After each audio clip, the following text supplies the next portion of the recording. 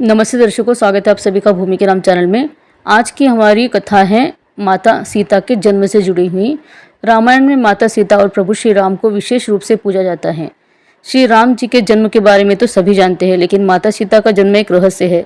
तो आइए जानते हैं माता सीता के जन्म से जुड़ी हुई कथाएं।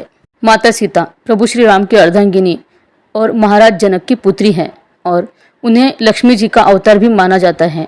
और ऐसा कहा जाता है कि जब विष्णु जी के अवतार के रूप में श्री राम ने धरती पर जन्म लिया था, तब पिताजी के अवतार में लक्ष्मी जी ने पृथ्वी पर जन्म लिया था। और उनकी महिमा ऐसी है कि आज भी प्रभु श्री राम से पहले देवी सीता का नाम लिया जाता है। देखते हैं कथाओं के रूप में।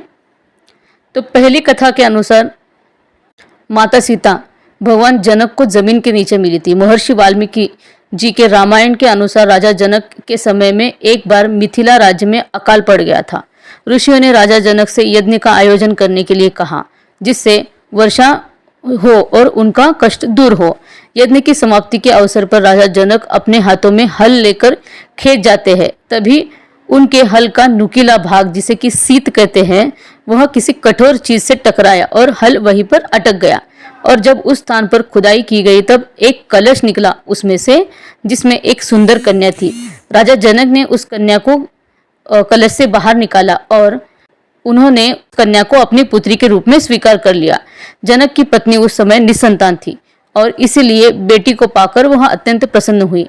चूंकि हल के उस हिस्से से टकराकर माता सीता मिली थी, जिसे कि सीत कहते हैं, तो इसीलिए उनका नाम सीता रखा गया।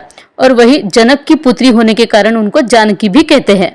यदि माता सीता के जन्म की बात करें तो एक और प्रचलित कथा है। तो देखते हैं दूसरी कथा क्या है। दरअसल रामायण के अनुसार रावण ने कहा था कि यदि उसके हृदय में अपनी पुत्री से विवाह करने की इच्छा उत्पन्न हो तो उसकी पुत्री ही उसकी मृत्यु का कारण बने।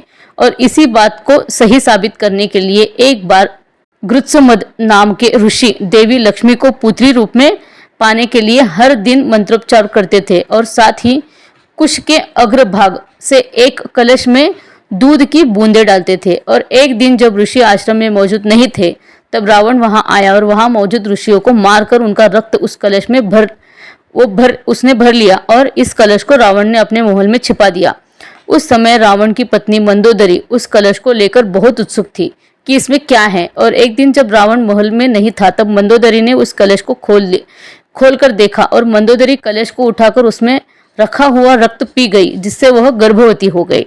मंदोदरी का यह भेद किसी को पता न चले, इसलिए वह लंका से बहुत दूर अपनी पुत्री को कलश में छिपाकर मिथिला की भूमि में छोड़ आई। इस प्रकार सीता जी का जन्म हुआ और वो रावण की पुत्री होने के कारण उनकी मृत्यु का कारण बनी। अब जानते हैं तीसरी कथा। तीसरी कथा के अनुसार वेदवती नाम की एक ब्राह्मण कन्या, इसका उल्लेख ब्रह्मवैवर्त पुराण में लिखा है। इस कथा के अनुसार एक समय वेदवती भगवान विष्णु को पति के रूप में पाने के लिए तपस्या कर रही थी। हिमालय पर भ्रमण करते हुए रावण की नजर वेदवती पर पड़ी और उसके मन में वेदवती से विवाह करने का विचार आया। वेदवती रावण से बचने के लिए ऊंचाई से कूद गई और मृत्यु के समय वो रावण को श्राप दे गई कि वो पुनर्जन्म लेगी और पुनर्जन्म लेकर रावण की पुत्री बनेगी और उसकी मृत्यु का कारण बनेगी।